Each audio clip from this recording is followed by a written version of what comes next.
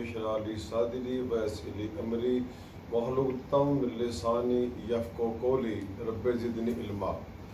آج کا میں ہوں القرآن میڈیکل چینل سے ڈاکٹر خورزاد احمد راجہ۔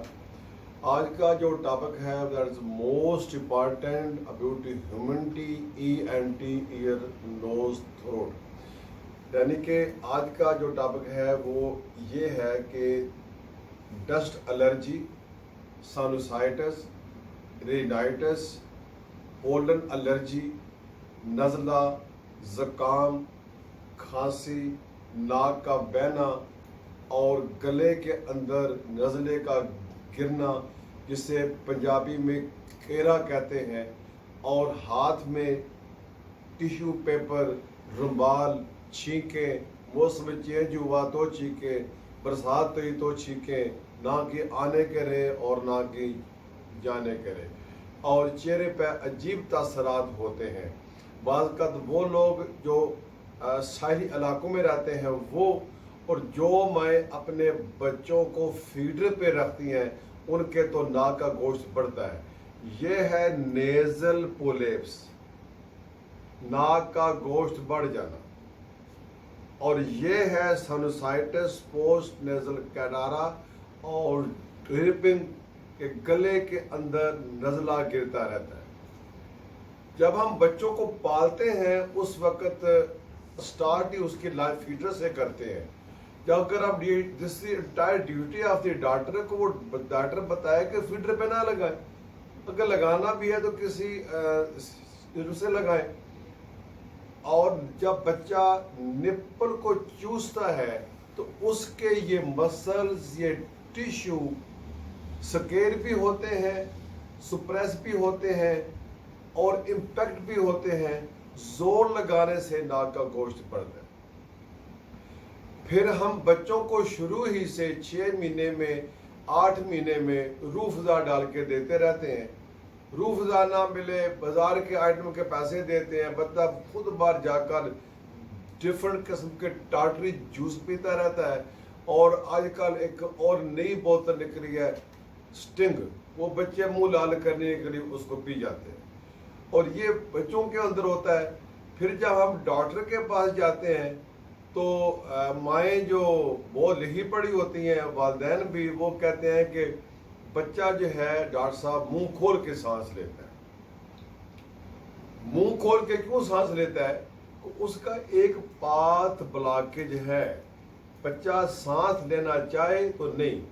اب بہت سے ڈاکٹر جلد بازی میں اس کو کہتے ہیں استھما ہو گیا، سانس کا مسئلہ ہو گیا۔ استھما نہیں ہے۔ ڈاکٹر شوڈ چیک تھارولی کیا بچے کے ناک کا گوشت بڑھا ہوا ہے، لیکن ڈاکٹر چیک نہیں کرتا۔ آپ اسپیشلائز ڈاکٹر کے پاس جائیں جو ENT کا ہو، وہ چیک کرے گا۔ جو GP ہے، جنرل پریکٹیشنر، وہ چیک نہیں کرے گا۔ ہاں، advance homeopathy doctor have lot of knowledge about sinusitis, rhinitis, post nasal catarrh. وہ سب سے پہلے ہومیوپیتھی ڈاکٹر ہی ہے جو ٹائم دیتا ہے ہر مرض کو، ہر مریض کو۔ ایک ہومیوپیتھی ڈاکٹر کم سے کم ایک مریض کی سمپٹم اور چل کے لیے فائلیں پڑھنے کے لیے اس کے لیے کم سے کم 10 سے 20 منٹ لیتا ہے، جبکہ ایلوپیتھی ڈاکٹر 5 منٹ کے اندر پیشنٹ کو فرق کر دیتا ہے۔ وہ ہماری دوائیاں سجیسٹ ہونے میں بھی ٹائم لگتا ہے اور ڈائگنوز کرنے میں بھی ٹائم لگتا ہے۔ تو اگر یہ ناک کا گوشت بڑا ہو تو اس وقت بھی چھینکیں آتی رہتی ہیں اور گلے کے اندر بھی نزلہ جو ہے وہ گرتا رہتا ہے۔ ایکچولی اگر چھینکیں بار بار آئیں تو دس از امیون، مثال کے طور پر مجھے چھینکیں آ رہی ہیں، میں پیشنٹ ہوں، جب بار بار چھینکوں، ایک بار مجھے چھینک آ جائے گی، میں کہوں گا شکر الحمدللہ۔ ساتھ پہلا بیٹھا ہوا بندہ وہ جواب دے گا ارحمکم اللہ۔ ایک چھینک آئی، میں نے صفائی کی، دوسری آئی صفائی کی، تیسری ختم، اس کے بعد نو سنیزنگ، کوئی چھینک نہیں۔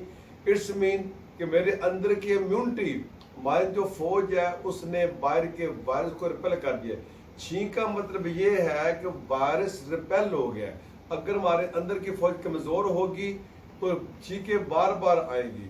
پھر ہم ایسٹرا پیناڈول کا سہارا لیں گے اور کوئی نہ کوئی چیز کعبے شاوے ہم پیتے رہیں گے، کیونکہ ہم یہ نہیں دیکھنا کہ واٹ از دا ریزن.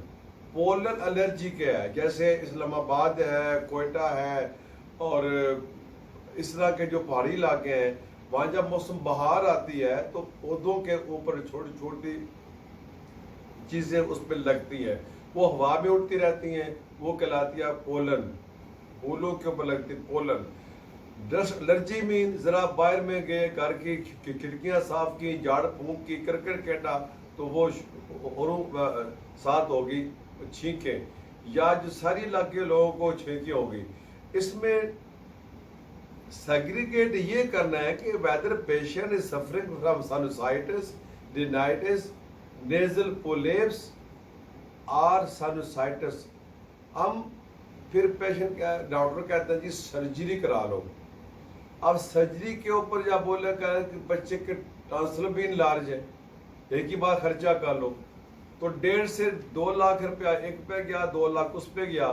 تو اگر آپ ایڈوانس کلاسیکل پیتھ ڈاکٹر کے پاس جائیں گے، اگر وہ سمجھدار ہے تو اس نے چیک کیا ہے تو آپ کو ایسی میڈیسن سجیسٹ کرے گا کہ آپ کی 2 سے 3 ماہ کے اندر میڈیسن سرجری ہو جائے گی. اور اس کے سائیڈ ایفیکٹ یہ بھی ہیں کہ وقت سے پہلے بال بھی سفید ہو جاتے ہیں، کان بھی بند ہو جاتے ہیں، کیونکہ اسٹاجن ٹیوب جو ہے وہ یہاں پہ ہماری کھلتی ہے اور کبھی کانوں میں شائیں شائیں کی آواز آتی رہتی ہے. ایک بندہ کبھی ٹیشو ہاتھ سے ناک صاف کرتا رہتا ہے. تو اگر بال بھی سفید ہو جاتے ہیں، بعد کا 12-13 سال کے بچے، 9 سال کے بچے میرے پاس ہیں کہ بال وائٹ ہو چکے ہیں. اور اس نزلے سے بہت سے مسائل پیدا ہوتے ہیں، کبھی فیور، کبھی ٹانسر، کبھی بخار. تو اس کے لیے ہمیں سجیسٹ کرنا پڑے گا ڈاکٹر ENT اسپیشلسٹ اور چیک کرے. تو اس کے لیے یہ آپ کی مرضی ہے، یہ فیصلہ آپ کا ہے.